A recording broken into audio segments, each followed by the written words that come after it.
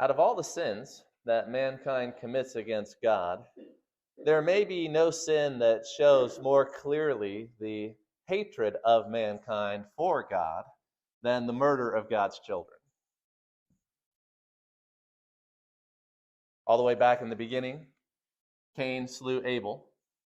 And so that bloodshed has continued down throughout the ages with the righteous men of God, prophets, being put to death by those who could not stomach hearing the word of God or to see the lives of God's children on display in contrast to their own love for darkness.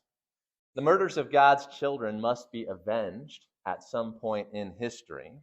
You cannot attack God's family and expect him to not respond. And God has set a time in history when he will judge the world for their mistreatment, their abuse, their false imprisonment, and their judicial murders of God's children. And when God brings that wrath upon the world, it will be fierce.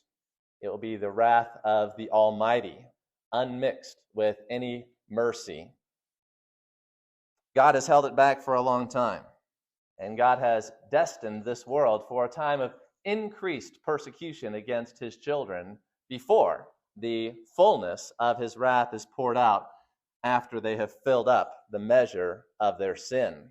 That's where we are in Revelation chapter 6. Last week, we looked into the fifth seal there in verses 9 through 11.